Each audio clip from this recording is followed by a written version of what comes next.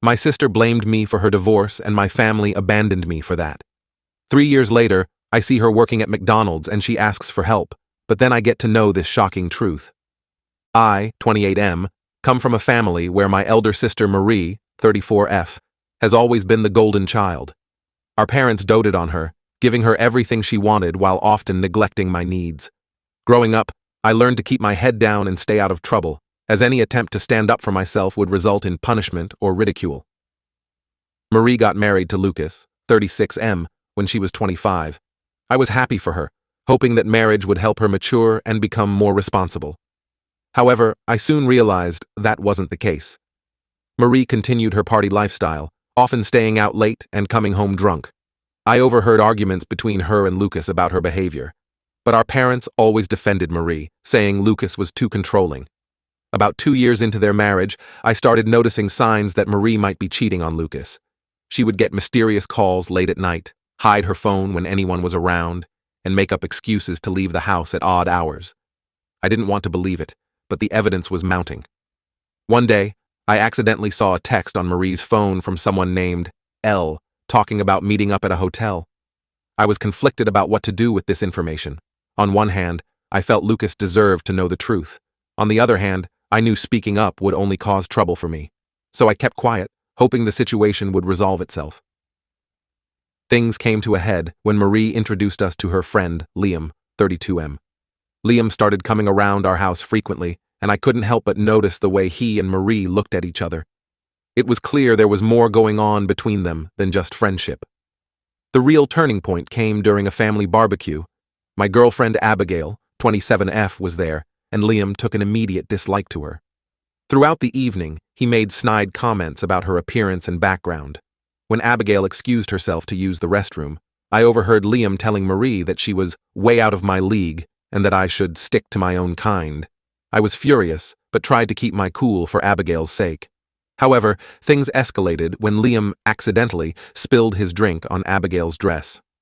As she stood there, mortified and on the verge of tears, Liam laughed and made a crude joke about her now being in a wet t-shirt contest. That was the last straw. I confronted Liam, telling him to apologize to Abigail and leave. Marie jumped to Liam's defense, calling me oversensitive and saying it was just a joke.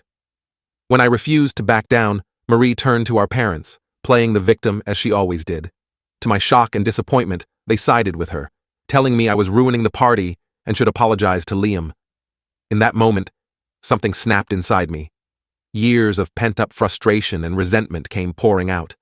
I told everyone present about Marie's affair with Liam, showing them the texts I had seen on her phone. I even had pictures of them together at a hotel, which a friend had sent me after spotting them. The aftermath was chaos. Lucas was devastated, Marie was screaming at me, and our parents were in shock. In the days that followed, Lucas filed for divorce. Marie, instead of taking responsibility for her actions, blamed me for ruining her marriage. She cried to our parents, spinning a tale about how I had always been jealous of her and had made up lies to destroy her happiness. To my disbelief, our parents believed her. They accused me of betraying the family and causing unnecessary drama. When I tried to defend myself and point out Marie's history of infidelity, they refused to listen. My father told me I was no longer welcome in their house unless I apologized to Marie and retracted my lies. I couldn't believe it. After years of enduring Marie's selfish behavior and our parents' favoritism, I was being punished for finally standing up for myself and my girlfriend. I packed my things and left that night, with Abigail by my side, supporting me through it all. The next few months were tough. I had to find a new place to live and figure out how to support myself without any help from my family. Abigail was my rock during this time, helping me find a job and an apartment. We grew closer through this ordeal, and I realized she was the family I needed. It's been 3 years since that day. I've built a new life for myself in another state. Abigail and I got married last year, and I have a good job that I enjoy. We're happy, and I've learned to let go of the pain and anger I felt towards my family. I thought I had put that chapter of my life behind me until yesterday. I was grabbing lunch at a McDonald's drive-thru when I saw a familiar face at the window. It was Marie. She looked different, tired, older than her years. When she saw me, her eyes widened in recognition, and she quickly looked away, clearly embarrassed. I was shocked to see her working there, especially in a different state. As I drove away with my order, my mind was racing with questions. What happened to her? Why was she working at McDonald's? Where were our parents? After some internal debate, I decided to go back later during her break. I found her sitting alone outside, picking at a salad. When I approached her, she looked up, a mix of shame and defiance in her eyes. "What do you want?" she asked, her voice lacking the confidence it once had. I sat down across from her and asked, "What happened, Marie? Why are you here?" She hesitated for a moment before the story came pouring out. Apparently, things hadn't gone well for her after the divorce. Our parents had eventually thrown her out, unable to support her lifestyle anymore. She had moved in with Liam and followed him to this state when he said he had a job opportunity. But it turned out he was running from debt collectors.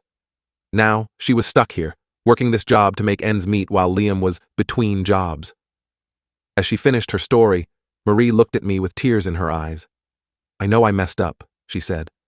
"I've made so many mistakes, but I'm really struggling now. Is there any way you could help me out?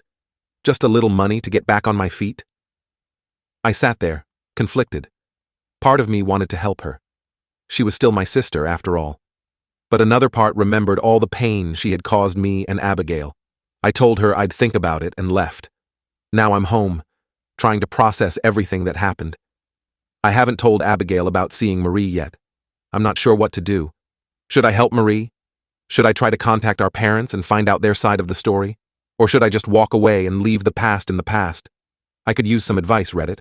What would you do in my situation? Update. It's been 2 weeks since I encountered Marie at McDonald's, and a lot has happened since then. I want to thank everyone for their advice and support on my original post. Your comments gave me a lot to think about and helped me navigate this difficult situation. After much deliberation, I decided to do some digging before making any decisions about helping Marie. I reached out to some old family friends and distant relatives to try and piece together what had happened after I left. What I discovered was shocking, to say the least. It turns out that Marie's sob story about our parents throwing her out was far from the truth. According to my sources, after I left, Marie continued to live with our parents.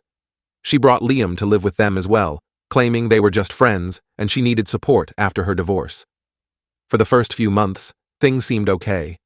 Our parents, still believing Marie's version of events, continued to support her. They even helped her find a job and were paying for her therapy sessions, which I later found out she never actually attended. However, about 8 months after I left, Marie started pressuring our parents to transfer the house to her name.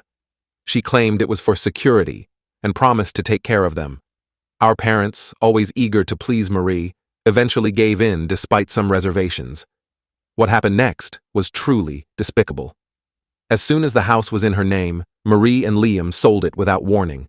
They disappeared with the money, leaving our parents homeless and broke. I was horrified to learn that my parents, now in their late 60s, were living in a small room in an old hospice facility. They were surviving solely on my father's pension, which was barely enough to cover their basic needs and medical expenses. This revelation hit me hard. I spent several days processing this information, feeling a whirlwind of emotions, anger at Marie's betrayal, guilt for not being there for my parents, and confusion about how to proceed. I decided to confront Marie with what I had learned. I went back to the McDonald's during her break and laid out everything I knew. The look on her face told me it was all true. Marie broke down, alternating between making excuses and begging for forgiveness. She claimed she never meant for things to go this far, that Liam had manipulated her, and that she was now trapped in an abusive relationship with him. While a small part of me felt sympathy for her, I couldn't forget the magnitude of what she had done. I told her I couldn't offer her any financial help, but I could give her information for local women's shelters and abuse support groups if she was serious about leaving Liam. She didn't take this well. Marie lashed out, accusing me of being selfish and unforgiving. She brought up old grievances, claiming I had always been jealous of her and that I was enjoying seeing her suffer. I realized then that she hadn't changed at all. She was still the same manipulative person who had caused so much pain in our family. I left her there, feeling a strange mix of sadness and relief. I had finally seen Marie for who she truly was, and I knew I had made the right decision in not helping her financially. Now, I'm faced with a new dilemma. Should I reach out to my parents? Part of me wants to help them. They're elderly and in a difficult situation, but I can't forget how they treated me, how they always chose Marie over me, even when I was telling the truth. I've discussed this with Abigail, and she's been incredibly supportive. She said she'll stand by whatever decision I make, but she gently reminded me that I don't owe my parents anything after how they treated me. I'm torn. On one hand, I feel a sense of obligation to help them. They're still my parents, despite everything. On the other hand, I'm afraid of opening old wounds and potentially inviting more drama into my life.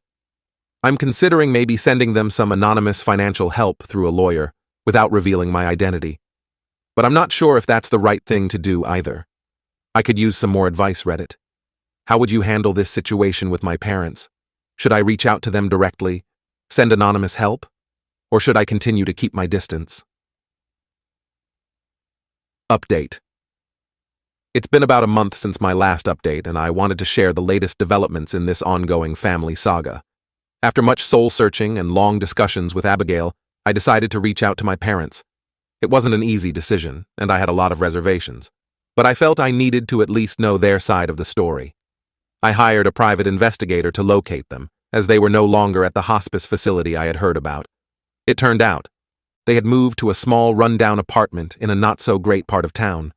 I wrote them a letter, explaining that I had learned about their situation and that I was willing to talk if they were interested. I included my phone number but not my address, still wary of potential manipulation. To my surprise, my father called me just 2 days after I sent the letter. His voice sounded older, more fragile than I remembered. He asked if we could meet in person, and after some consideration, I agreed. We met at a neutral location, a small cafe halfway between our homes. When I saw my parents, I was shocked at how much they had aged. My mother looked frail and tired, while my father's once confident posture was now stooped and uncertain. The conversation was awkward at first. There was so much unspoken hurt and resentment between us. But as we talked, the full story of what happened after I left began to emerge. They admitted that they had been wrong to always side with Marie. They explained how she had manipulated them, playing on their emotions and their desire to keep the family together.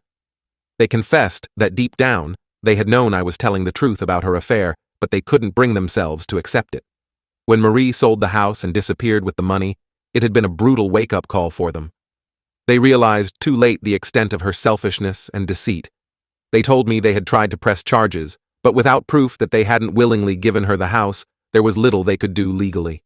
As they spoke, I could see the genuine remorse in their eyes. They apologized for how they had treated me, acknowledging that their favoritism towards Marie had been unfair and damaging. My mother, with tears in her eyes, told me how proud they were of the life I had built for myself, despite their lack of support. I won't lie, hearing their apology and their pride in me stirred up a lot of emotions. Part of me wanted to forgive them instantly and welcome them back into my life, but another part remembered the years of hurt and rejection. I told them I appreciated their apology, but that rebuilding our relationship would take time. I explained that I had my own family now with Abigail, and my priority was protecting our peace and happiness. They seemed to understand, expressing gratitude for even having this conversation. Before we parted, I gave them my contact information and told them we could stay in touch. In the weeks since that meeting, we've had a few phone calls. They're brief and sometimes awkward, but it's a start. I've also arranged for some financial assistance to help them move to a better apartment and cover some of their medical expenses. I made it clear that this help came with no strings attached. I wasn't doing it to buy their affection or to obligate them in any way. As for Marie, I haven't heard from her since our confrontation at McDonald's. Part of me hopes she's found the courage to leave Liam and get help. But I'm not optimistic. I've made peace with the fact that she may never be a part of my life again, and I'm okay with that. This whole experience has been a roller coaster of emotions. I'm still processing everything and trying to figure out what kind of relationship, if any, I want with my parents moving forward. Abigail has been my rock through all of this, offering support and a listening ear whenever I need it. I'm not sure what the future holds for my family relationships, but I do know this. I'm proud of the life I've built, the strength I've found in myself, and the family I've chosen with Abigail. Whatever happens, I won't let the pains of the past dictate my future happiness. Thank you again, Reddit, for all your support and advice throughout this journey. It's meant more to me than you can know.